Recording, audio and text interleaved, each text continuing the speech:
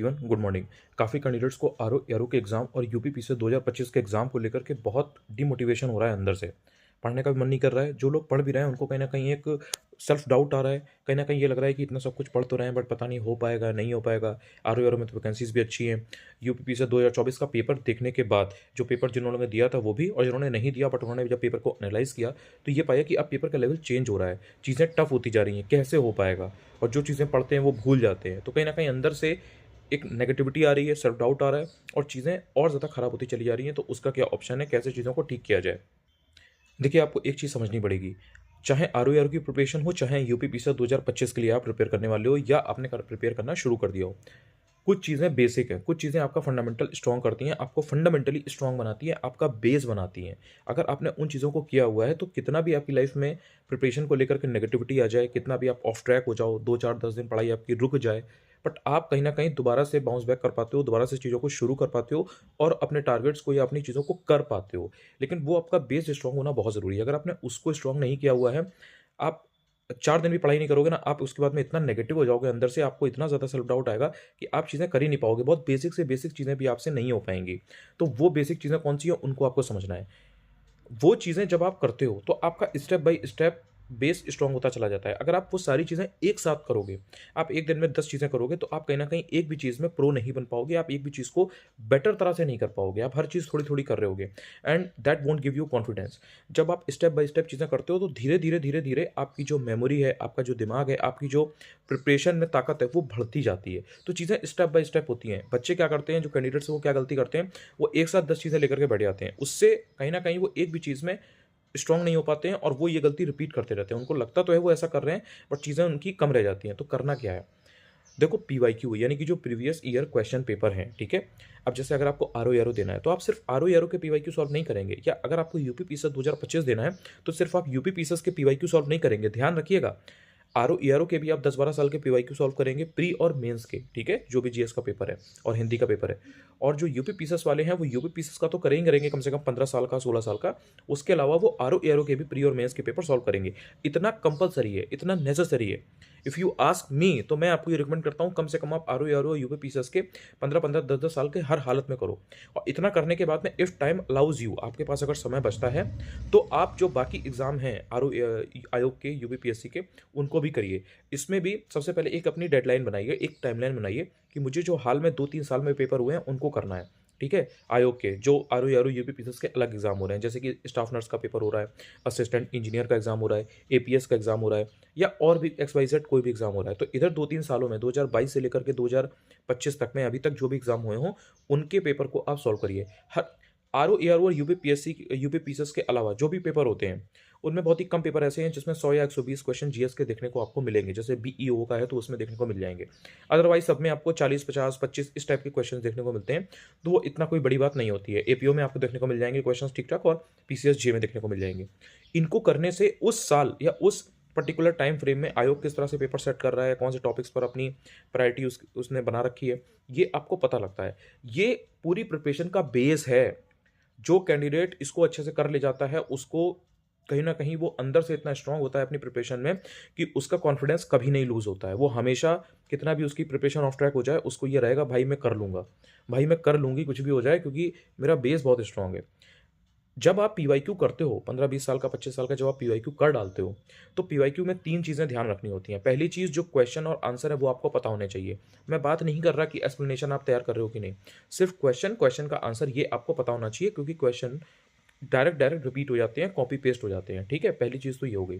दूसरी चीज़, अगर आपने पीवाईक्यू को अच्छे से कर रखा है, तो आपका जो पैटर्न है, जो अब जिस तरह से चीज़ें आ रही हैं, जैसे आरओ में आई थी या यूपीपीसीएस 2024 में आई थी, तो इनमें क्या होता है कि जो 4 फैक्ट अलग-अलग पूछे गए थे पीवाईक्यू में, उनको मिला के एक क्वेश्चन बना देगा। तो अगर आपने सिर्फ़ और सिर्फ़ क्वेश्चन का आंसर भी रट रखा है, पढ़ रखा है, 10 बार आपके सामने से गुज़रा है आँखों के, तो जब वो 4 फैक्ट एक क्वेश्चन में बनाए जाएँगे, तो आप बहुत ईज़िली फिगर आउट कर लोगे और आप देखते ही आंसर मार दोगे। इससे आपका एक तो टाइम बचेगा बाकी क्वेश्चंस को करने का, और कहीं न कहीं वो क्वेश्चन भी आपका सही हो गया। इसके अलावा जब पीवाईक्यू आप सॉल्व करते हो, तो आपको जो इम्पोर्टेंट टॉपिक्स हैं और जो इम्पोर्टेंट थीम है वो पता लगती हैं। देखो इम्पोर्टेंट टॉपिक और थीम का क्या मतलब होता है, जैसे 1857 का रिवोल्ट है। अब 1857 का रिवोल्ट अगर पूछा जा रहा है तो उसमें एक चीज़ है कि आपसे फलाना-फलाना पूछ लिया कि किस सिटी से या किस जगह से किसने लीड किया था, कौन-सा नेता था। एक पूछ लेगा कि किस दिन कहाँ पर कौन-सी घटना हुई थी, कौन-सा इंसिडेंट हुआ था, ठीक है? ये सब जो फैक्ट या ये सब जो चीज़ें हो गई, ये उस टॉपिक के अंदर की चीज़ें हो गई, फैक्ट हो गए। लेकिन अगर आपसे सेम टॉपिक का ही कोई दूसरा क्वेश्चन पूछ रहा है तो वो बेसिकली थीम रिपीट हुई, वो बेसिकली आपका टॉपिक रिपीट हुआ। तो इस तरह से जो पीवाईक्यू जब आप सॉल्व करते हो तो आपको इंपॉर्टेंट टॉपिक, इंपॉर्टेंट थीम पता लग जाती है। तो जब आप ये 15-20 साल का, 25 साल का करोगे, और देखो मैं अभी बता रहा हूँ, मैं तुमसे कह दूँ यार ये चीज़ 4 दिन में हो जाएगी, 7 दिन में हो जाएगी, तो मेरा तो कुछ नहीं जाएगा। लेकिन जब तुम करने बैठोगे तो 4-6 दिन में, 7 दिन में जब वो चीज़ नहीं हो पाएगी, तो तुम्हें अंदर से डिमोटिवेटेड फील होगा और तुम्हें लगेगा यार उन्होंने तो बेकार बताया, उन्होंने तो फालतू बताया, ऐसी चीज़ तो काम नहीं कर रही। या कई बार लोगों को ये लगेगा कि एक्चुअल में ये चीज़ हफ्ते भर में हो सकती होगी, सर ने तो बताया था, भैया ने तो बताया था, बट मेरे से नहीं हो पा रही, तो मैं ही बेकार हूँ, मैं मुझे ही नहीं आता, मैं ही नालायक हूँ। आपको ऐसा भी लगेगा। इसलिए मैं आपको ऑनेस्टली बता रहा हूँ कि ये पीवाईक्यू की जो प्रोसेस मैंने आपको बताई है 20-25 साल वाली, ये पहली बात तो जिसने भी प्रीलिम्स क्लियर किया होता है वो ये चीज़ करता है, आपको चाहे वो बताए चाहे ना बताए। और इसमें टाइम भी लगता है। अगर इसमें 1 महीना भी लग रहा है ना तो कोई बड़ी बात नहीं है। होता क्या है कि लोगों ने ये चीज़ पहले कर रखी होती है। तो उन्होंने ये चीज़ पहले कर रखी है, 1-2 बार उसको रिवाइज़ भी कर रखा है, तो उनको टाइम नहीं लगता, तो वो चीज़ वो 15 दिन में कर लेंगे, 1 हफ्ते में कर लेंगे। अगर आपने आज तक कभी भी इस प्रोसेस को फॉलो नहीं किया है, कभी आपने आज तक आरओ के, यूपी पीसीएस के या आयोग के अदर एग्जाम के पीवाईक्यू को ढंग से सॉल्व नहीं किया है, आपको स्टार्टिंग में 1 महीना कम से कम लगेगा ही लगेगा। अगर आपने कर रखा है तो आप 15 दिन में भी कर लोगे, 2-3 रिवीजन मार रखे हैं तो आप हफ्ते भर में भी ये चीज़ कर लोगे। जिन्होंने 5-6 बार पढ़ रखा होता है उनका तो ऐसा सेटअप हो जाता है, एक बेस इतना स्ट्रांग हो जाता है कि वो पीवाईक्यू मतलब लेकर के बैठेंगे आरओ यूपी पीसीएस का, बस आंखों के सामने से ऐसे स्कैन करेंगे, ऐसे-ऐसे करके, बस उनका हो गया, उनके दिमाग में सारी चीज़ें रिकॉल हो गई। ठीक है? क्योंकि उनको याद है, उन्होंने पढ़ा हुआ है, इट्स जस्ट उनको एक क्लिक देना है। वो क्लिक आया, तुरंत आ गया। तो ये चीज़ अगर आपने नहीं की है तो आप इसको कर लीजिए। ये चीज़ आप कर लेंगे तो आप अंदर से कॉन्फिडेंट फ़ील करेंगे, क्योंकि आपको पता रहेगा कि अच्छा ठीक है, यही चीज़ें पूछी जाती हैं। और ये एक ऐसी चीज़ है जो आपको खुद में सबूत देगी। आपको कहीं दूसरा किसी से पूछने की ज़रूरत नहीं है। आपको किसी को दूसरे से एक आपको ये नहीं होगा कि ये चीज़ आती है या नहीं आती है। ये चीज़ इम्पोर्टेंट है या नहीं इम्पोर्टेंट है। क्योंकि आप जब पीवाईक्यू में देखोगे कि आरओ में चीज़ आ रही है, वो घूम फिर के एपीएस में आ गई, जो एपीएस में आ रही है वो घूम फिर करके पीसीएसजे में आ गई, जो पीसीएसजे में आ रही है वो चीज़ घूम फिर कर यूपी पीसीएस में आ गई, जो चीज़ यूपी पीसीएस में आई है वो घूम फिर करके आरओ के मेंस में आ गई। ये सब आपको मिलेगा। तो ये प्रोसेस को जितना जल्दी कर लोगे उतना आप फ़ायदे में रहोगे। ये होता है पिलर 1, ये बेस है। अब जब पीवाईक्यू आपने सॉल्व किया तो आपको क्वेश्चन के आंसर पता लग गए, आपको टॉपिक थीम पता लग गई, ठीक है? तो आपको ये पता लग गया कि भाई इंपॉर्टेंट क्या है और क्या इंपॉर्टेंट नहीं है, यानी कि what to read and what not to read, यानी कि आपको क्या नहीं पढ़ना है ये भी साइमल्टेनियसली आपको पता लग जाएगा। तो आप जब कोई भी सोर्स लेकर के बैठोगे एक्स वाई जेड, चाहे आप किसी कोचिंग का नोट्स लेकर के बैठो, चाहे आप कोई स्टैंडर्ड सोर्स लेकर के बैठो, चाहे आपके सामने लूसेंट हो, चाहे गट्टा चक्र हो या एक्स वाई जेड कोई भी सोर्स हो, आप बहुत ईजिली फिगर आउट कर लोगे कि यार ये चीज़ पीवाईक्यू में पूछी जाती है, बार बार पूछी जाती है, मेरे को ये पढ़ना है, ये चीज़ क्रैप है, ये चीज़ फालतू है, कूड़ा है, ये मेरे को नहीं पढ़ना है। आप तुरंत उस चीज़ को एलिमिनेट कर पाओगे अपने जो भी आपका स्टडी का पूरा जो हो रखा है, जो भी स्टैक है आपका, जो भी सोर्सेज हैं, कि ये चीज़ तो काम की नहीं है, या ये जो पर्टिकुलर टॉपिक है या ये जो चैप्टर है ये काम का नहीं है, इससे क्वेश्चंस नहीं आते। तो सिर्फ पीवाईक्यू को करने से आपको क्वेश्चन आंसर पता लग रहे हैं, आपको टॉपिक थीम पता लग रही है, आपको ये पता लग रहा है कि क्या पढ़ना है क्या नहीं पढ़ना है, और कहीं ना कहीं फिर जो उसका एक्सप्लेनेशन है वो ही पूरी प्रिपरेशन का जिस्ट होता है, समरी होती है, वही समझ लो फाइनल गेम है जो आपको आपका प्रीलिम्स क्लियर करा के देता है। अब वो जो पीवाईक्यू के टॉपिक्स हैं, जो थीम्स हैं, जो क्वेश्चन आंसर आए हुए हैं पीवाईक्यू में 15-20 साल में, 25 साल में, तो वो ओवरलैप करते हैं। ऐसा नहीं है कि जो चीज़ आरओ में आ रही है वो यूपी पीसीएस में कोई अलग टॉपिक आएँगे। 2, 4, 5 टॉपिक अलग आते हैं, लेकिन जो जैसे देखो उदाहरण के लिए बताता हूँ, जैसे कॉन्स्टिट्यूशनल अमेंडमेंट्स हैं, अब वो आरओ में भी इंपॉर्टेंट है, आता है, वो यूपी पीसीएस में भी आता है, वो पीसीएसजे में भी आता है, वो एपीओ में भी आता है, वो एपीएस में भी आता है, वो स्टाफ नर्स में भी आता है, वो आयोग के किसी और अन्य एग्जाम में भी आ सकता है। फॉर एग्जाम्पल असिस्टेंट इंजीनियर, ऐसा तो नहीं है कि वहाँ पर वो फंडामेंटल राइट्स ही पूछेंगे, उन्होंने बता रखा है, या कॉन्स्टिट्यूशनल अमेंडमेंट्स ही पूछेंगे, बता रखा है, और वहाँ नहीं पूछेंगे, ऐसा तो कुछ बताया नहीं है। तो जो इंपॉर्टेंट टॉपिक थीम है वो रिपीट होती हैं। तो आप अगर देखोगे, अगर 15 साल का आप आरओ का पेपर सॉल्व कर रहे हो पीवाईक्यू प्री और मेंस का, और आप यूपी पीसीएस का कर रहे हो, तो कुछ टॉपिक आपको अलग मिलेंगे, बाकी ऑलमोस्ट सेम होते हैं। तो ओवरलैपिंग की वजह से आपके पास, एक उदाहरण के लिए बता रहा हूँ, सपोज 500 टॉपिक्स आ गए पूरा मिला के पीवाईक्यू के। अब ये जो 500 टॉपिक्स हैं इनको आपको इन डेप्थ पढ़ना होता है। इन डेप्थ पढ़ते टाइम भी एक चीज़ हमेशा ध्यान रखना, कोई एक चीज़ है उसके बारे में 50 फैक्ट होंगे, ठीक है? 50 फैक्ट पीएचडी अगर कोई कर रहा है उस पर्टिकुलर टॉपिक पे, जैसे हिस्ट्री का सपोज 1857 का रिवोल्ट है, या गांधीज़्म है, गांधीवाद है, ठीक है? गांधी जी हैं। अब इनके ऊपर सपोज कोई हिस्ट्री में रिसर्च कर रहा है, ठीक है? गांधी जी के ऊपर, तो गांधी जी के ऊपर एंडलेस चीज़ें हैं, एंडलेस चीज़ें हैं, आप अपनी पूरी ज़िंदगी उनके ऊपर अध्ययन करके बिता सकते हो, इतनी इतनी चीज़ें हैं उनकी। लेकिन आपको तो एग्ज़ाम निकालना है ना, आपका तो यूपीपीसीएस या यूपीएससी का एग्ज़ाम है, आप कोई पीएचडी तो कर नहीं रहे हो, आपको कोई थीसिस तो सबमिट करनी नहीं है वहाँ पर, तो आपको उनकी ज़िंदगी की सारी चीज़ें नहीं जाननी। आपको वो जानना है जो आयोग पूछता है आपके एग्ज़ाम में। समझ में आ रही है चीज़? तो इसलिए आप कोई भी पर्टिकुलर जो टॉपिक है, उसमें हो सकता है आपको 20 पॉइंट दिए हों, किसी किताब में किसी में 40 दिए हों, किसी में 50 दिए हों। आपको ये देखना होता है कि भाई इसमें से ये 4-5 चीज़ें, ये 10 चीज़ें एग्ज़ाम के पॉइंट ऑफ व्यू से इम्पोर्टेंट है। ये कॉन्सेप्ट या ये फैक्ट इस पर्टिकुलर टॉपिक के बारे में पूछता है, मेरे को इसको समझना है। हर टॉपिक का वो जो मैंने आपको बताए हैं कि ये पूरे ओवरऑल 500 टॉपिक्स हैं, इनके आपको एक्सप्लेनेशन जो आप पढ़ोगे, उसमें आपको वो चीज़ें पढ़ लेनी है जो आयोग पूछता है या उसने पूछी है या वो पूछ सकता है। This is the end of preparation. खत्म है प्रिपरेशन इसके बाद, अगर आपने ये चीज कर ली। अब ये जो 500 टॉपिक्स फॉर एग्जांपल हैं, इनको जितनी जल्दी आप कर लोगे उतना जल्दी आपका प्रीलिम्स क्लियर हो जाएगा। यही है सब कुछ घूम फिर के। अब इसी को कोई दूसरी लैंग्वेज में आपको 10 बार बता देगा, कोई आपको 20 बार बता देगा, कोई आपको कुछ और बता देगा, ये कर लो वो कर लो, लेकिन जो एंड ऑफ द स्टोरी है, जो मॉरल ऑफ द स्टोरी है, वो यही है। अब आप देख लो कि आपको ये चीज कैसे करनी है। ठीक है, अब ये जो 500 टॉपिक्स हैं, ये एक दिन में तो होंगे नहीं। ठीक है, एक दिन में आप 5 टॉपिक करोगे, हो सकता है आप 10 टॉपिक कर लो। तो जो फॉर एग्जांपल 500 टॉपिक्स हैं, उनको करने में आपको कितना समय लगेगा, उसको डिवाइड कर लो टाइम। आपको मिल जाएगा कि हाँ 3 महीने में ये चीज़ होगी, या 4 महीने में होगी, या 2 महीने में होगी। अपने हिसाब से देख लो कि कितना टाइम आपके एग्जाम का बचा हुआ है, आपकी तैयारी कितनी है। हो सकता है 500 टॉपिक्स में से 200 टॉपिक्स आपने ऑलरेडी कर रखे हैं, आपको सिर्फ रिवाइज करना है, तो रिवाइज तो हो जाएंगे, उसका टाइम अलग से निकाल देना।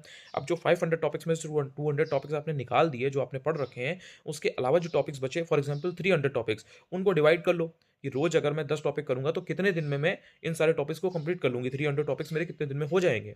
इतना आपने कर लिया, आपकी प्रिपरेशन हो गई। अब इसके बाद सिर्फ आपको हर दूसरे दिन या हर तीसरे दिन, या अगर आपके पास बहुत टाइम की किल्लत है, आप हर हफ्ते में सिर्फ और सिर्फ एक टेस्ट लगाइए। अगर आपके पास टाइम है तो आप हफ्ते में 2 टेस्ट लगाइए। सिर्फ टेस्ट लगाओ और जो पढ़ रखा है उसे रिवाइज करो। जो टेस्ट करो, टेस्ट लगाओ, रिवाइज करो, टेस्ट लगाओ, रिवाइज करो, टेस्ट लगाओ, रिवाइज करो, टेस्ट लगाओ, रिवाइज करो, टेस्ट लगाओ, रिवाइज करो। ये आपके दिमाग में बैठा होना चाहिए। तो जो आप पढ़ोगे उसको आप टेस्ट में अप्लाई करोगे, वहां पर आप कुछ चीजें सही करोगे, कुछ चीजें आप गलत करोगे। तो जो आपने पढ़ रखा है और जो आपने रिवाइज कर रखा है, वो आप अप्लाई कर पाओगे टेस्ट में। तो टेस्ट में जब चीज़ें सही होंगी, जो आपने पढ़ रखी हैं, रिवाइज कर रखी हैं, that will give you confidence. जो चीज़ें आपने पढ़ रखी हैं बट वो गलत हो रही हैं, तो आपको पता लगेगा, एक रियलिटी चेक आएगा कि तुमने इसको ढंग से नहीं पढ़ा, तो तुम उसको दोबारा पढ़ोगे। ठीक है, कुछ चीज़ें तुम्हें ये भी पता लगेंगी कि यार ये चीज़ तो बहुत इंपॉर्टेंट थी, मैंने स्किप कर रखी है, मैंने आज तक नहीं पढ़ी। ठीक है, तो वो चीज़ें तुम्हें पढ़नी होगी, तो वो उन चीज़ों को तुम पढ़ोगे। ये है तरीका, ये है प्रोसेस, ये है मैकेनिज्म, ये है फाइनल चीज़ कि कैसे करते हैं। जो तुम पूछते हो ना कि भैया कैसे करें सर, कैसे करें सर, डिमोटिवेशन हो रहा है सर, सर कुछ समझ में नहीं आ रहा, कहाँ से शुरू करें। ऐसे शुरू करते हैं ब्रो, ऐसे शुरू करते हैं। ये है तरीका, तुम कर सकते हो तो करो। इसके अलावा मैं कुछ नहीं बता सकता, मतलब यही है भाई। इसके अलावा कोई ऐसी चीज़ ही नहीं है जो मैं तुम्हें बता दूंगा और जो ऐसा कुछ हो कि भाई ऐसे करते हैं वैसे करते हैं। यही है, इसी से करके लोग करते हैं। बस इसमें वर्ड्स चेंज हो सकते हैं, इसमें चीज़ें, प्रोसेस यही है, मैकेनिज्म यही है। ठीक है, अब बात आती है कि जो सारे सोर्सेज हैं, सोर्सेज से नहीं पूछता है आयोग। समझ में आ रही है? आयोग पीवाईक्यू में आपको हेल्प करेगा। सोर्सेज में वो चीज़ दी गई है तो वो आप उसमें से आ जाती है, तो आपको लगता है कि मैं सोर्स चेज़ कर लूँ, मैं सोर्स कंप्लीट कर लूँ तो मेरा हो जाएगा। नहीं होगा। आपको सोर्स चेज़ नहीं करना है, आपको टॉपिक या थीम चेज़ करनी है, आपको वो चीज़ चेज़ करनी है, वो क्वेश्चन चेज़ करना है जो आयोग पूछता है। पढ़ने के लिए तो बहुत सारी चीज़ें हैं, सब आप नहीं पढ़ सकते ना। आपका मेमोरी जो है वो आप कितना रिटेन करोगे? आपको सिर्फ पढ़ना नहीं है ना, आपको उसको रिटेन करना है और आपको एग्ज़ाम में उसको रिप्रोड्यूस करना है, अगर कोई क्वेश्चन उसमें से आ जाता है तो। तो इस चीज़ को भी साइमल्टेनियसली सच सोचो। सपने की दुनिया में मत रहो, दिमाग खोल करके पढ़ाई करो कि भाई आप पढ़ तो लोगे 50 किताबों से, लेकिन 50 किताबें आपके दिमाग में रहेंगी? कितनी इन्फॉर्मेशन दिमाग में आपके रहेगी? और जब एग्जाम में उसमें से चीज़ आती है तो आप कितना कर पाते हो? अगर आप 50 किताबें पढ़ते हो और 50 किताबों में से क्वेश्चन आते हैं और एग्जाम में कर ले जाते हो, that is good for you, go for it bro. किसी को कोई दिक्कत नहीं है, मुझे तो बिल्कुल दिक्कत नहीं है, आप कर सकते हो, आप करो। बट जब आप देख रहे हो ये चीज़ कि आप एग्ज़ाम के पहले आपको एंग्जायटी होती है, आपको प्रेशर बिल्डअप होता है, आप नहीं कर पाते हो, जो चीज़ें आपने 10 जगह से पढ़ रखी हैं वो आपको कन्फ्यूज़न क्रिएट करके देती हैं, तो आपको अपनी लाइफ़ को, अपनी प्रिपरेशन को सॉर्ट करना है, उसको देखना है कि भाई चीज़ें कैसे मेरे लिए आसान रहें, कैसे मैं क्लैरिटी रखूँ, कैसे मैं कन्फ्यूज़न से बचूँ। अब जो जितने भी सोर्सेज़ की बात आती है, उनकी क्या वैल्यू है, उनका क्या है, उसको भी ज़रा समझ लेते हैं, उसका भी बता देता हूँ। देखो, जैसे एक है स्टैंडर्ड सोर्स, ठीक है? कि स्टैंडर्ड सोर्स, अब जो पेपर आया है यूपी पीएसएस 2024 का, या इवन इसके पहले जब आरओईआर का पेपर हुआ था फ़ेब में, जो लीक हो गया था, तो उसमें भी आप देखोगे तो क्वेश्चंस का जो लेवल है, वो काफ़ी अच्छा था, काफ़ी नए-नए क्वेश्चंस थे। देखो, एक बात ध्यान रखना, सिर्फ और सिर्फ घटना चक्र ल्यूसेंट पढ़ने से अब एग्जाम नहीं निकलेगा, क्योंकि क्वेश्चंस पूरे के पूरे अब रिपीट नहीं हो रहे हैं। लेकिन क्या घटना चक्र ल्यूसेंट पढ़ना बेवकूफ़ी है? उससे कुछ होगा ही नहीं, उसको जला दें, उसको फेड़ दें, फेंक दें। ये सब फालतू की बकवास बातें हैं। बिल्कुल जिसने कभी ज़िंदगी में घंटा पढ़ाई नहीं की, जिसने कभी निकाला नहीं, जिसने कभी कुछ किया नहीं, जिसको पता नहीं है कि उनकी वैल्यू क्या है, वो ऐसी बातें करता है, या फिर वो तुम्हें बेवकूफ़ बना रहा है। ठीक है? घटना चक्र ल्यूसेंट ढंग से खुद पढ़ के देख लो, किसी के कहने में मत जाओ, ना मेरे ना एक्स-वाई-ज़ेड किसी के। उसके बाद में पेपर बैठ के मिला लेना। और ये मैं 4 साल पहले के पेपर की बात नहीं कर रहा, मैं बात कर रहा हूँ अभी के पेपर की बात की। घटना चक्र ल्यूसेंट पहले 15 दिन पढ़ लो, या सिर्फ़ और सिर्फ़ जो क्वेश्चंस या चीज़ें यूपी पीसीएस 2024 में पूछी गई थी उनको लो। आरओ-एआरओ का पेपर जो लीक हुआ था उनको लो, उसके क्वेश्चंस को, उसकी चीज़ों को लो और घटना चक्र में बैठ के मिला लो। तुम्हें किसी से पूछने की ज़रूरत नहीं है, कोई वीडियो देखने की ज़रूरत नहीं है कि फलाना इंसान वैलिडेट करेगा तो मैं मानूँगा या मानूँगी कि घटना चक्र ल्यूसेंट की वैल्यू है या नहीं है। तुम सामने-सामने बैठ के क्वेश्चंस मिलाओगे, तुम्हें सामने-सामने चीज़ें मिलेंगी। ठीक है?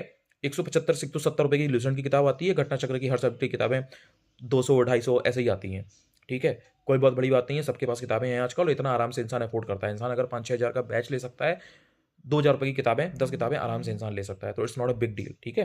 तुम्हें सामने-सामने प्रूफ मिल जाएगा कि घटना चक्र ल्यूसेंट की वैल्यू क्या है। मैं 4 साल से चीज़ें बता रहा हूँ, समझा रहा हूँ, पता नहीं कितने बच्चों की हेल्प हो चुकी है, कितने बच्चों ने कैसे क्या किया है। दिखावा करने की आदत नहीं है, शो ऑफ करने की आदत नहीं है, तो मैं हर जगह चिपकाता नहीं हूँ चीज़ें कि देखो मैंने किया था, मैंने बताया था, तो ऐसा हो गया, वैसा हो गया एंड दिस एंड दैट। ठीक है? बच्चों को पता है कि कैसे घटना चक्र ल्यूसेंट से उनको हेल्प मिली है। लेकिन सिर्फ जीसी और ल्यूसेंट से अब नहीं होगा, क्योंकि चीज़ें रिपीट पूरी की पूरी नहीं हो रही हैं। पहले क्या है, पूरी की पूरी होती थी तो प्रॉब्लम नहीं होती थी। अब आयोग भी तो सैचुरेट हो रखा है यार, उनका भी तो एक सैचुरेशन पॉइंट है, वो कब तक वही चीज़ें 50 साल तक पूछते रहेंगे। तो थोड़ा-सा वो एक चैलेंज बना रहे हैं और लोग बहुत एक्टिव हो चुके हैं, लोगों के पास इन्फॉर्मेशन अच्छी है, लोग अच्छी-अच्छी किताबें पढ़ रहे हैं, लोग मेहनत ज़्यादा कर रहे हैं, अच्छे-अच्छे बच्चे निकल के आ रहे हैं, उनके बहुत ब्रिलियंट माइंड्स हैं। तो बिकॉज़ ऑफ दैट कॉम्पिटिशन अच्छा हो गया है, तो आयोग भी क्वेश्चन अच्छे बना रहा है, नए क्वेश्चंस बना रहा है।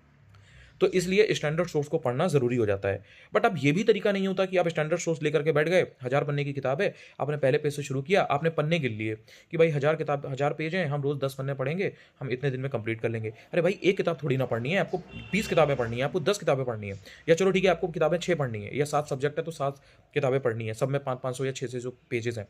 उसके अलावा टेस्ट सीरीज़ भी तो लगानी होगी भाई, घटना चक्र ल्यूसेंट भी तो थोड़ा बहुत पढ़ोगे, पीवाईक्यू तो कम से कम सॉल्व करोगे ना 25 साल के। 15 साल के कम से कम पीसेस के और आरओ के 10 साल के, कहाँ से टाइम बचेगा रोज 10 पन्ने करने से। स्टैंडर्ड सोर्स को पढ़ने का तरीका ये होता है कि जो चीज़ें इंपॉर्टेंट हैं, जो आपको पीवाईक्यू के थ्रू पता लग गई कि ओके ठीक है ये चीज़ पूछी जाती है, जैसे पंचायती राज है पूछा जाता है, फंडामेंटल ड्यूटी से पूछा जाता है, डीपीएसपी यानी कि directive principles of state policy पूछा जाता है। तो ये जो टॉपिक्स आपको पता है कि आयोग पूछता है, इनको आपने स्टैंडर्ड सोर्स उठाया और उसमें ढंग से पढ़ लिया, क्योंकि उसमें चीज़ों को अच्छे से समझाया गया होता है, बताया गया होता है, कॉन्सेप्ट भी दिया गया होता है, फैक्ट भी दिया गया होता है। ठीक है? तो ये होता है स्टैंडर्ड सोर्स को पढ़ने का तरीका। तो अगर कोई 1000 पन्ने की भी किताब है तो आपको वो बॉदर नहीं करेगी, ना ही आपको करनी चाहिए बॉदर, बिकॉज़ आपको पता है कि इसमें से पढ़ना क्या है। जो काम की चीज़ें हैं वो आप पढ़ लीजिए, हो सकता है कि वो यूपी ट्रिपल एससी के एग्ज़ाम में आती हो, लेखपाल के एग्ज़ाम में वो चीज़ आती हो, यूपी पीसीएस में नहीं आती हो, आरओ-आरओ में नहीं आती हो, ठीक है? एसएससी, सीजीएल के, जीएस के जो क्वेश्चन्स होते हैं 20, 25, 30 जो भी, उसमें हो सकता है आती हो, बट इसमें ना आती हो सकता है वो यूपीएससी में आती हो सकता है वो यूपी पीसीएस या आरओ-आरओ में ना आती हो। तो ये कौन फिगर आउट करेगा भाई? आप ही तो फिगर आउट करोगे, आप ही को तो ओएमआर में गोले काले करने हैं ना। आप ही को तो करने हैं ना, तो आपको अकाउंटेबिलिटी, आपको भी तो रिस्पॉन्सिबिलिटी लेनी पड़ेगी अपनी कि ये चीज़ आप सोचो।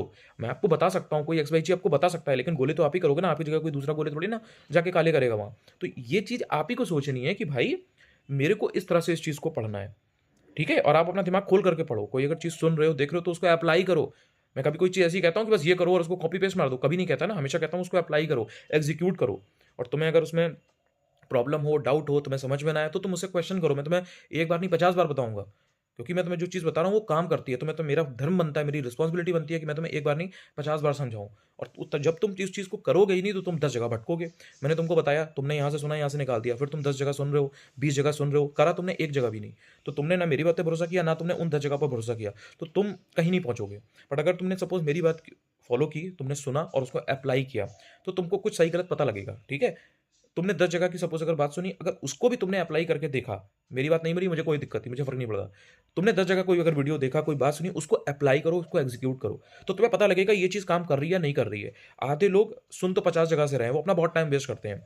हज़ारों वीडियो देख डाले उन्होंने, लेकिन आज तक उनकी एक कॉन्क्रीट स्ट्रैटेजी नहीं बनी कि भाई वो कैसे चीज़ें करने वाले हैं, कैसे वो चीज़ें निकालने वाले हैं। उनको एक सब्जेक्ट का नहीं पता कि इस चीज़ में कैसे क्वेश्चन्स आते हैं, कैसे मुझे इस चीज़ को निकालना है, कैसे मुझे इस चीज़ को करना है। वो खुद ही में क्लियर नहीं है। वो सिर्फ वीडियो देखते हैं, 2 मिनट बाद वो भूल जाते हैं। कोई उन्होंने नोट मेकिंग नहीं करी, कोई उन्होंने नोट टेकिंग नहीं करी, ठीक है? उनके दिमाग में कोई क्लैरिटी नहीं है उस पर्टिकुलर सब्जेक्ट को लेकर के कि मैं इस किले को कैसे भेदूँगा, इस चीज़ को मैं कैसे जीतने वाली हूँ। तो इसलिए आपको ये समझना है कि स्टैंडर्ड सोर्स अब ज़रूरी है, पढ़ना ज़रूरी है, लेकिन उनको भी पढ़ने का तरीका है जो मैंने तरीका आपको बता दिया है। घटना चक्र, ल्यूसेंट हर सब्जेक्ट की रट के रख लो। रट के रखने का मतलब ये होता है, इतनी बार रिवाइज़ कर लो कि अगर आपसे रात के 3 बजे भी सडनली कोई क्वेश्चन पूछ ले कि भाई चलो उठो और बताओ इसके बारे में क्या है, तो आप उसको आंसर कर पाओ, ठीक है? घटना चक्र, ल्यूसेंट को कम से कम 6-6, 7-7, 8-8 बार पढ़ लो। 2-3 बार में पढ़ने से सिर्फ़ आप फ़ैमिलियर होते हो या किसी-किसी को याद हो जाती हैं चीज़ें, उतना एफिशिएंसी नहीं आती है, उतना आप एफिशिएंट नहीं बनते हो। क्योंकि चीज़ें भूलता भी है इंसान, क्योंकि इंसान 10 चीज़ें पढ़ रहा है। ऐसा तो है नहीं कि सिर्फ़ घटना चक्र, ल्यूसेंट ही पढ़ रहे हो। 4, 5, 6 बार, 7 बार जितना आपको टाइम अलाउ करे पढ़ लो। प्लान बना लो कि आप किसी चीज़ को पढ़ने के बाद में कितना रिवीजन करोगे और कब करोगे। बिकॉज़ हिस्ट्री है तो उसमें भी there are a lot of topics, chapters, geography में भी है, एनवायरनमेंट में भी है, पॉलिटी में भी है, मतलब सब सब्जेक्ट में बेसिकली आपको चीज़ें देखने को मिल जाती हैं। तो घटना चक्र 6-7 बार, 5 बार, 4 बार अगर आपने पढ़ लिया, तो जो ईज़ी टू मॉडरेट टाइप के क्वेश्चन हैं, वो आपके एग्ज़ाम में गलत नहीं होंगे। अब आपने अगर पहले स्टैंडर्ड सोर्स पढ़ रखा है, तो घटना चक्र अब कर लो। अगर पहले घटना चक्र, ल्यूसेंट पढ़ा था, तो उसी को रिवाइज़ कर लो 4 बार, तब स्टैंडर्ड सोर्स करना। लेकिन अगर आप स्टैंडर्ड सोर्स भी लेकर के बैठ जाओगे, घटना चक्र भी लेकर के बैठ जाओगे, आप टेस्ट सीरीज़ भी लेकर के बैठ जाओगे, आप करंट अफेयर्स भी लेकर के बैठ जाओगे, आप हिंदी भी करोगे, आप सीसैट भी करोगे, तो आप कैसे सारी चीज़ें कर पाओगे? ये खुद से पूछो, मतलब ये सोचने की बात है कि मतलब कैसे करोगे? क्योंकि टाइम तो लिमिटेड है ना। एक दिन में कितने घंटे पढ़ रहे होगे? 6 घंटे, 8 घंटे, 10 घंटे, 12 घंटे, और आपने हर सब्जेक्ट जो आपने उठाया है कि ये मेरा टारगेट है आज का कि इस सब्जेक्ट के मुझे इतने टॉपिक करने हैं, उसको सपोज़ आप 2 घंटे दे रहे हो। तो अगर आप 10 चीज़ें उठा रखी हैं और आप 2 घंटे सबको दे रहे हो, तो कायदे में तो 20 घंटे पढ़ना है आपको, और आप पढ़ रहे हो 10 घंटे, तो कोई ना कोई चीज़ तो लैग करेगी ना। तो इस चीज़ को फिगर आउट करो और अपना एक प्लान बनाओ कि आप पहले पीवाईक्यू को स्ट्रॉन्ग करो, आप घटना चक्र, ल्यूसेंट को कर लो, या पीवाईक्यू में जो चीज़ें आपको पता हैं और आपने सपोज़ कर ली हैं या कर लोगे, उनके साथ में स्टैंडर्ड सोर्स को करो, ठीक है? घटना सर्कुलेशन या तो मत करो उस टाइम पे, लेकिन दोनों में से कोई एक चीज़ करो, लेकिन पहले करके रख लो। अगर आपने जीसी ल्यूसेंट को भी अच्छे से करके रख लिया है, पीवाईक्यू को करके रख लिया है, तो ये चीज़ें इतना अच्छे से तैयार होंगी कि आपको पता रहेगा कि यार ये अब मुझे बार-बार नहीं करनी, इनको मैं रिवाइज़ भी करूँगा, तो मैं कर ले जाऊँगा। इन चीज़ों को मैंने इतनी बार पढ़ लिया है कि मैं एग्ज़ाम के अगर 10 दिन पहले भी देखूँगी तो मैं कर लूँगी। फिर बाकी चीज़ों को करो, जैसे स्टैंडर्ड सोर्स आपने आज तक मान लीजिए फॉलो कभी नहीं किए, तो आप घटना चक्र, ल्यूसेंट को तो पढ़ा है ना, तो उसको इतनी बार पढ़ लो, रिवाइज़ कर लो कि उसको आपको बार-बार, रोज़-रोज़ ना पढ़ना पड़े। हफ्ते में 1 दिन पढ़ लो, ठीक है? हफ्ते में 1 दिन एक हिस्ट्री, ज्योग्राफी पढ़ लो या बाकी की चीज़ें पढ़ लो, पीवाईक्यू को बीच-बीच में देखते रहो, और जो पूरा ध्यान है वो अब स्टैंडर्ड सोर्स पर लगाओ, ठीक है? तो इस तरह से जो एक-एक पिलर है, जैसे घटना चक्र, ल्यूसेंट ये एक पिलर है, स्टैंडर्ड सोर्स दूसरा पिलर है, पीवाईक्यू तीसरा पिलर है, ये सब पिलर्स हैं, एक-एक पिलर हैं ये। इसके बाद बात आती है हिंदी की, आरओ-एआरओ के केस में। हिंदी में 6 टॉपिक है। किसी के लिए 6 टॉपिक ईज़ी हो सकते हैं, किसी के लिए 3 टॉपिक ईज़ी हो सकते हैं, किसी के लिए 2 टॉपिक, किसी के लिए 1, किसी के लिए सब टॉपिक टफ हैं, ठीक है? अपने हिसाब से, किसी के कहने पे मत जाओ। अपने हिसाब से देखो आपको कौन-सा टॉपिक ईज़ी लगता है, कौन-सा टफ लगता है। पहले ईज़ी वाली चीज़ को तैयार कर लो। सपोज़ 3 टॉपिक ईज़ी हैं, 3 टॉपिक टफ हैं। 3 टॉपिक को इतना जो ईज़ी वाले हैं, उनको इतना अच्छे से पढ़ के रिवाइज़ कर लो कि अगर आप उसको, सपोज़ आपको 2 दिन दिया जाए और आपसे कहा जाए परसों आपका, नरसों आपका टेस्ट लिया जाएगा, तो आप वो टेस्ट दे पाओ और आप उसमें से एक भी क्वेश्चन गलत ना करो। इतना अच्छे से पढ़ के रख लो। इसी तरीके से जो टफ टॉपिक हैं, फिर उनको उठाना, उनको एक-एक टॉपिक को ढंग से पढ़ लेना। 2-2, 3-3, 4-4, 5-5 दिन दोगे, हो जाएगा। It's all about dedication, it's all about commitment. लगोगे कि मुझे ये चीज़ करनी है तो कर लोगे। अगर मन से आएगा ही नहीं और फ़ोर्स्ड पढ़ाई करोगे कि किसी के कहने पे कर रहे हो, कोई मजबूरी है उस चक्कर में कर रहे हो, तो कभी पढ़ाई नहीं कर पाओगे, ये बात ध्यान रखना। तो ये मैं उसके लिए बता रहा हूँ जो अंदर से जिसका क्लियर है कि मेरे को करना है, मेरे को निकालना है, वो करेगा भाई। टॉपिक उठाओ, पर्यायवाची उठाओ, 2-4 दिन, 5 दिन लगोगे, हो जाएगा। 5 दिन में नहीं होगा, 7 दिन में हो जाएगा। मैं कह रहा हूँ चलो 10 दिन में हो जाएगा। 10 दिन में तो कर लोगे ना, इतने बेवकूफ़ तो हो नहीं। क लाइक मतलब हिंदी का आपका चैप्टर सॉर्टेड है, उसमें चीज़ें क्लियर हो गई कि हाँ भाई ठीक है, ये मेरा हो गया। ऐसे करके हिंदी कर लिया। जो यूपी पीसीएस वाले हैं, उनके लिए हिंदी के इक्विवेलेंट सीसैट रहता है। सीसैट में अपना देख लो, कौन-सा सेक्शन आपका वीक है। क्वांट का जो क्वांटिटेटिव एप्टीट्यूड का जो आता है, मैथमेटिक्स का बेसिकली वो वीक है। हिंदी वीक है, इंग्लिश वीक है, या इंटरपर्सनल कम्युनिकेशन स्किल्स वीक है। जो सेक्शन वीक है उस पर 4-5, 6 दिन, 7 दिन दोगे, उसमें प्रो हो जाओगे, उसमें थोड़ा-सा स्ट्रॉन्ग हो जाओगे। वो चीज़ आपके लिए निकल जाएगी। तो इस तरह से जो पिलर्स हैं, जो चीज़ें हैं, उनको डिसाइड करो कि ये चीज़ आपने की है या नहीं की है।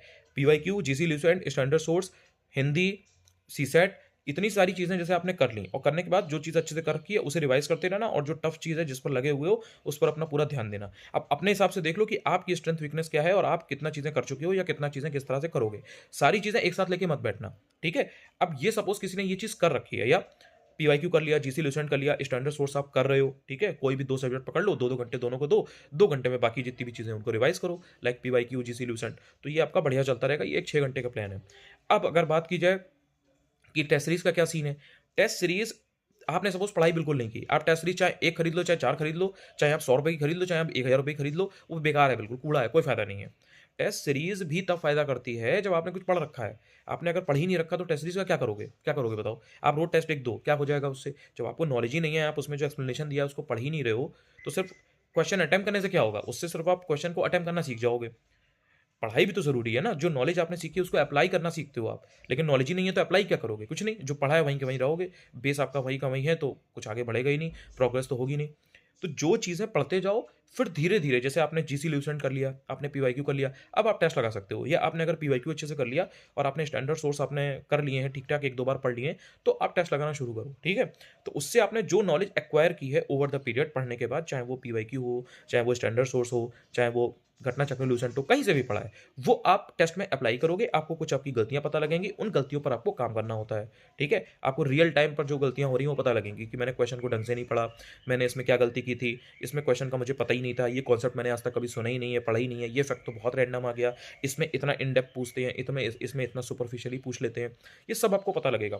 तो वो जो चीज़ें आपने पढ़ रखी थी, वो आप अप्लाई करते जाओगे टेस्ट में और रिवाइज़ करते जाओगे, फिर अप्लाई करोगे, फिर रिवाइज़ करोगे, पढ़ते जाओगे, टेस्ट दोगे, पढ़ते जाओगे, टेस्ट दोगे, पढ़ते जाओगे, टेस्ट दोगे। ये प्रोसेस होती है टेस्ट सीरीज़ की। जब इंसान पढ़ाई के फेज़ में होता है, जब एकदम बिल्कुल बेस स्ट्रॉन्ग कर रहा होता है, बिगिनर होता है, तो टेस्ट सीरीज़ नहीं लगाई जाती है, ठीक है? जब थोड़ा आपने पढ़ लिया है, तो आप टेस्ट लगाना शुरू कर सकते हैं। मार्च में टेस्ट लगाना का टाइम आ जाएगा। अभी तक अगर आप नहीं लगा रहे थे, कोई बड़ी बात नहीं है, अभी तक आप पढ़ रहे थे। बट अभी तक आपकी पढ़ाई इतनी हो चुकी होगी कि अब आपका टेस्ट लगाने का समय आ गया होगा। कुछ चीज़ें तो पढ़ ही ली होंगी, हिस्ट्री पढ़ ली होगी, पॉलिटी पढ़ ली होगी, ज्योग्राफी पढ़ ली होगी, कोई ना कोई 1-2 सब्जेक्ट, 3 सब्जेक्ट तो पढ़ लिए होंगे ना। वो सारी चीज़ों को अब आपको टेस्ट में लगा-लगा करके देखना होगा। तो ये होता है तरीका। मैंने आपसे स्टैंडर्ड सोर्स की भी बात की, मैंने आपसे जो पीवाईक्यू है उसकी भी बात की, जीसी लूसेंट का भी बता दिया, मैंने आपको टेस्ट सीरीज़ का भी बता दिया। एक जो इम्पोर्टेंट फैक्टर है वो होता है रिवीज़न का। आप चाहे 2 घंटे पढ़ रहे हो, चाहे आप 6 घंटे पढ़ रहे हो, चाहे 8 घंटे पढ़ रहे हो, चाहे 10 घंटे पढ़ रहे हो। आपको आपके हिसाब से देखना पड़ेगा कि आप दिमाग से कितने तेज़ हो, आपकी औकात क्या है। बहुत प्लेन वर्ड्स में बता रहा हूँ लेकिन आप खुद से ये खुद को जज करो कि भाई मैं कितनी स्ट्रॉन्ग हूँ, मैं कितना स्ट्रॉन्ग हूँ, मुझे चीज़ें कितने समय तक याद रहती हैं। ठीक है? आप देखो कि आपकी कितनी कैपेबिलिटी है, कितनी कैपेसिटी है। आप कितना चीज़ों को जल्दी ग्रैस्प कर लेते हो प्लस उन्हें होल्ड कर पाते हो, उन्हें रिटेन कर पाते हो। आपको अपना पता लगेगा कि आपने आज कोई चीज़ पढ़ी थी तो आप उसको कितना जल्दी भूल गए, ठीक है? उस हिसाब से अपना एक टाइम बनाओ, अपना एक शेड्यूल बनाओ। उसके हिसाब से डेली बेसिस पे you have to revise things. Revise नहीं करोगे चीज़ें याद नहीं रहेंगी। दिमाग आपका जैसे काम करता है वो समझो, ठीक है? वो साइंटिफिक चीज़ है। अगर आपने कोई चीज़ आज पढ़ी और आप 15 दिन तक पढ़ोगे नहीं तो how can you how can you think कि यार ये मेरे को याद रहेगा या एग्ज़ाम में मैं सही कर लूँगी? कैसे मतलब हाउ कम? कैसे होगा ये? इसलिए डेली के बेसिस पे आपका ये प्लान होना चाहिए कि अगर 4 घंटे आप पढ़ रहे हो, 3 घंटे पढ़ रहे हो, 1 घंटे रिवाइज़ करो। 6 घंटे पढ़ रहे हो, 2 घंटे रिवाइज़ करो। रिवाइज़ क्या करना है, आपके ऊपर डिपेंड करता है, कोई हार्ड एंड फास्ट रूल नहीं है कि यही रिवाइज़ करना है। जो चीज़ें आपने पहले पढ़ रखी हैं, उनको आपको साइक्लिक वे में रिवाइज़ करना है। कभी 4 टॉपिक कर लिए, फिर कभी अगले 4 टॉपिक कर लिए, कभी 6 टॉपिक कर लिए। इस तरह से आपको रिवाइज़ करना है। रिवाइज़ करोगे, आप इस लायक हो जाओगे कि आप चीज़ों को रिप्रोड्यूस कर पाओगे एग्ज़ाम में, जब चीज़ें आएँगी। एग्ज़ाम तो छोड़ो, टेस्ट पेपर में भी आप चीज़ों को रिप्रोड्यूस करके दे पाओगे, ठीक है? रिवाइज़ नहीं करोगे, सिर्फ़ पढ़ोगे और सोचोगे बाद में करेंगे, वो आपके दिमाग से उड़ जाएगा, दोबारा पढ़ने में फिर टाइम लगेगा, पूरी मेहनत पानी हो जाएगी। तो ये एक बहुत इंपॉर्टेंट पिलर होता है, जिसको इग्नोर करते हैं लोग, बहुत अच्छे-अच्छे स्टूडेंट इस चीज़ को मिस करते हैं। तो ये पूरा तरीका है, मैंने आपको सारे एस्पेक्ट के बारे में बात करी है, सबके बारे में बताया है। इन चीज़ें जो ये चीज़ें मैंने बताई हैं, इन पर अगर आप काम कर रहे होगे और इन पर आप सिंसियरली लगे होगे, आपको कॉन्फिडेंस हमेशा रहेगा। लेकिन अगर आप इनमें से कोई चीज़ कर ही नहीं रहे हो और आप सिर्फ़ फ़ोर्स्ड पढ़ाई कर रहे हो, किसी के कहने पर, मजबूरी में, आपका मन नहीं करता लेकिन आप पढ़ रहे हो, तो ये सारी चीज़ें कभी आप करोगे नहीं। जब ये सब चीज़ें का कभी आप करोगे नहीं, तो आपको कभी भी मोटिवेशन अंदर से आएगी नहीं। आपका डिसिप्लिन कभी मेंटेन नहीं हो पाएगा। ठीक है? एक होता है मोटिवेशन, मोटिवेशन आपकी कोई वीडियो देख लिया, किसी की बात सुन ली, कोई आपने कोट देख ली, ठीक है? ये सब चीज़ें 1-2 दिन, 4 दिन काम करती हैं। आपने कोई मूवी देख ली, 2-4 दिन आपने अच्छी पढ़ाई कर ली। बट जो डिसिप्लिन होता है, अनुशासन आपका, वो आपका अंदर से आता है, वो आपका डेली बेसिस पे काम करता है। उसके लिए आपको कोई वीडियो देखने की ज़रूरत नहीं है। आपको अंदर से आएगा, इंट्रिंसिक मोटिवेशन है, मेरे को करना है तो आप करोगे। ठीक है? तो मोटिवेशन पर रिलाई मत करो। आप ये रिलाई करो कि मेरे को ये चीज़ करनी है तो करनी है। This is the need of the hour. मेरे को ये चीज़ करनी थी, ये यहाँ पर मेरा इतना चीज़ पूरी हो जानी चाहिए थी। पीवाईक्यू को करना इंपॉर्टेंट है तो मैं पीवाईक्यू करूँगी। जीसी ल्यूसेंट को करना इंपॉर्टेंट है तो मैं इनको करूँगा। स्टैंडर्ड सोर्स में से मेन चीज़ें पढ़ना ज़रूरी है तो उनको मैं ज़रूर पढ़ूँगा। ये सब आपके अंदर से क्लियर होनी चाहिए चीज़ें, और ये सब चीज़ें आपको एक सिस्टम बनाना पड़ेगा। सिस्टम का मतलब होता है एक रूटीन बनाना पड़ेगा, एक शेड्यूल बनाना पड़ेगा कि मेरे को ये चीज़ें करनी है और ये चीज़ें इतने दिन में या इतने समय में हो पाएँगी। 2, 4, 10 दिन का मार्जिन लेकर के चलना, बफर लेकर के चलना। तो जब ये चीज़ें करोगे, हाथ-पैर मारोगे, तो ही फिर कहीं न कहीं तैरना सीखोगे और चीज़ें हो पाएँगी। अगर एक बार में 10 चीज़ें ले लोगे तो कहीं न कहीं थोड़ा हेक्टिक हो जाएगा। तो ये मैंने आपको प्रोसेस समझाने की कोशिश की है। आई होप कि आपको इससे आइडिया लगेगा। जो क्लैरिटी आपके दिमाग में नहीं आ रही थी या डाउट हो रहे थे, सेल्फ डाउट आ रहा था, नेगेटिविटी आ रही थी, उससे आप निकल पाओगे और चीज़ों को बेटर वे में प्लान कर पाओगे। अल्टीमेटली आप अपने को खुद निकाल पाओगे, ठीक है? इस चीज़ को समझो। कोई भी एक्स वाई ज़ेड इंसान, चाहे वो मैं हूँ, चाहे कोई अदर यूट्यूब पर हो या टेलीग्राम पर हो या कहीं पर भी हो, इन जनरल लाइफ़ में भी हो, वो आपको सिर्फ़ एक चीज़ बता सकता है, सिखा सकता है, समझा सकता है। असली जो पैरों से चलना पड़ेगा, जो दौड़ना पड़ेगा, जो अपनी पेन से घिसना पड़ेंगे अपने हाथ, जो आपको चीज़ें गोले-गाले करने पड़ेंगे, जो टेस्ट लगाना पड़ेगा, वो तो आप ही करोगे ना। ऐसा तो है नहीं कि आपकी जगह कोई और फलाना इंसान जो है वो ओएमआर भरेगा या वो टेस्ट आपकी जगह देगा और नंबर आएँगे। आप ही को तो करना है ना। तो अपने दिमाग पर रिलाई करो, उस पर भरोसा करो, अंदर से कॉन्फिडेंस लाओ, कॉन्फिडेंस जो चीज़ें बताई हैं वो करोगे तो डेफ़िनेटली आएगा। सेल्फ बिलीफ रखो कि तुम कर सकते हो और तुम्हें हर हालत में करना है। There is no other option भाई, ठीक है? अच्छी अपॉर्च्युनिटी है, इसको यहाँ से निकाल ले जाओ, कर ले जाओ। बाकी कोई डाउट्स हो तो कमेंट सेक्शन में बता सकते हो। जितने भी लोग थे जिनको डिमोटिवेट अंदर से फ़ील कर रहे थे, नेगेटिविटी आ रही थी, सेल्फ डाउट आ रहा था, उनके लिए ये वीडियो है। I am not very sure कितना आपको समझ में आई चीज़ें, बट कमेंट सेक्शन में अगर कोई डाउट हो तो बता देना। वीडियो अच्छा लगा हो तो भी बता देना। नए हो, पहली बार ये मेरा वीडियो आप तक पहुँचा है, लग रहा हो आपको कि हाँ, कुछ वैल्यू प्रोवाइड होती है इस चैनल से, आप चाहो तो चैनल को सब्सक्राइब भी कर सकते हो। इस तरीके की और वीडियोज़ आपको देखने को मिलते रहेंगे। टेलीग्राम चाहो तो जॉइन कर सकते हो, अनुज चतुर्वेदी ऑफिशियल है। सर्च करोगे ऊपर आपको ईज़िली मेरी फ़ोटो लगी दिख जाएगी, मिल जाएगा, पहचान जाओगे, तो आप उसको भी जॉइन कर सकते हो। वहाँ पर भी मैं चीज़ें पोस्ट करता रहता हूँ। थैंक यू यार, लगे रहो, पढ़ते रहो, शेड्यूल बना लो। संडे है, अच्छा दिन है, कर सकते हो चीज़ें।